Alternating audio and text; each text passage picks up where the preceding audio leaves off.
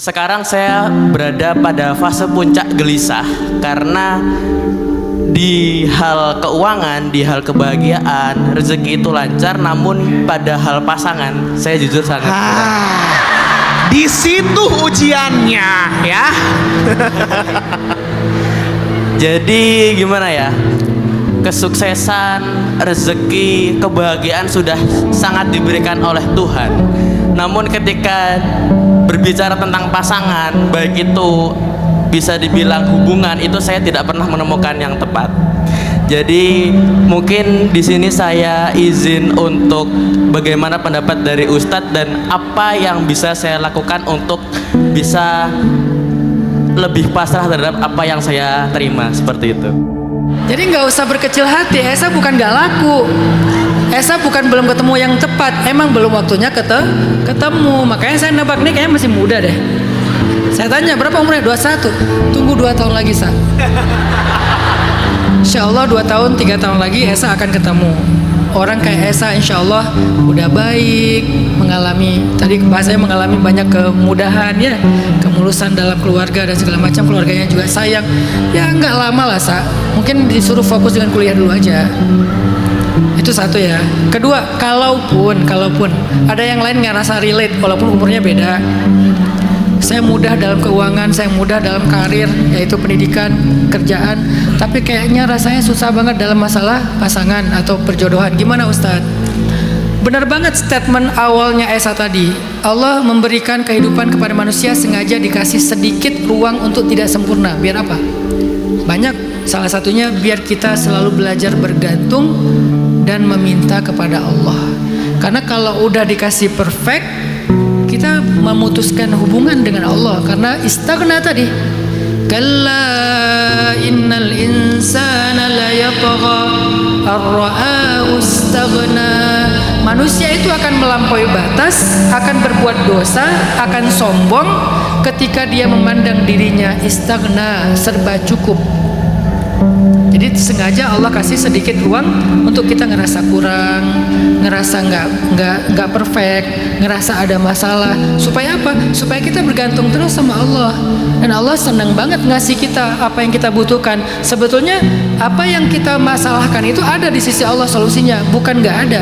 Cuman Allah nggak ngasih ke kita supaya kita tetap berdoa. Analoginya sederhana. Ini walaupun nggak serius ya, tapi anak saya pernah nanya gini, Bah, kan saya dipanggilnya Baba ya, Baba pengen punya menantu kayak gimana sih? Saya bilang, Baba pengen punya menantu yang bergantung sama Baba, supaya dia akrab sama Baba, dia dekat sama Baba, dan Baba pasti akan support dia habis-habisan kayak Baba support kamu, Kak, gitu. Jadi saya pengen punya menantu yang masih bergantung sama mertuanya, masih kerja sama bareng dengan mertuanya. Kalau misalnya bisnis ya bisnis bareng dengan saya akan modalin, saya akan support, saya akan dukung dia sampai besar bisnisnya.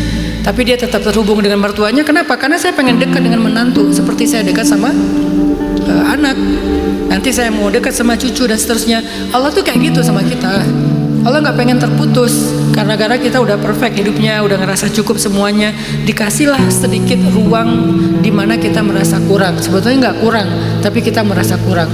Kenapa kita merasa kurang? Karena yang kita inginkan itu nggak diberikan dalam kehidupan kita, disimpan di sisi Allah.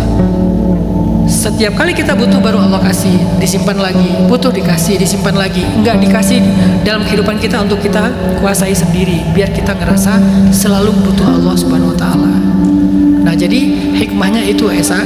Kenapa ada yang kurang aja dalam hidup kita, nggak pernah sempurna? Ya karena biar kita berdoa terus, sholat terus, meminta terus pada Allah. Tapi kalau untuk kasus Esa, kayaknya belum waktunya Esa bilang itu puncak dari kegalauan. Enggak lah, insya Allah setahun 2 tahun lagi. Tapi kayaknya kalau normalnya orang Indonesia itu kan laki-laki 23, 25 ya. Jadi 21 itu masih, walaupun enggak kecepatan sih, tapi maksudnya secara normalnya orang Indonesia 21 itu kayak masih terlalu muda lah. Jadi mungkin Esa sekarang lagi disuruh fokus kuliah dulu, beres S2, S3 atau beres S1 nanti Esa dipertemukan. Itu yang kedua ya. Yang ketiga, nah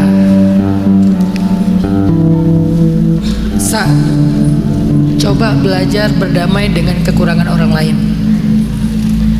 Esa hidup dalam kondisi yang sangat istimewa. Kadang Esa akan melihat orang yang background keluarganya, masa lalunya nggak semudah Esa, sehingga dia punya kekurangan-kekurangan dalam behaviornya, dalam finansialnya, dalam penampilannya, dalam banyak hal. Karena ada latar belakang yang membuat dia jadi kayak gitu. Berdamailah dengan itu. Karena saya khawatir kalau kita terlalu lama hidup dalam comfort zone, terus kita dapat banyak kemudahan, kita punya ekspektasi yang gak jauh-jauh dari apa yang selama ini kita alamin.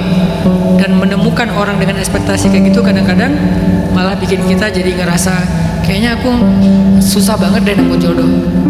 Jangan cari orang yang sempurna, tapi carilah orang yang mau belajar dan menyempurnakan diri. Karena kalau sempurna cuma Nabi Muhammad yang sempurna. Kalau perempuan yang sempurna cuma 4: Asiyah, Maryam, Khadijah, Fatimah, udah. Tapi carilah orang yang mau memperbaiki diri, belajar menyempurnakan diri, pelan-pelan, belajar ini, belajar itu. Bahkan Fatimah yang udah sempurna aja masih belajar. Sayyidah Aisyah yang istimewa aja masih belajar. Khadijah yang sempurna aja masih belajar. Apalagi di zaman kita sekarang. Jadi carilah, mau belajar bareng enggak?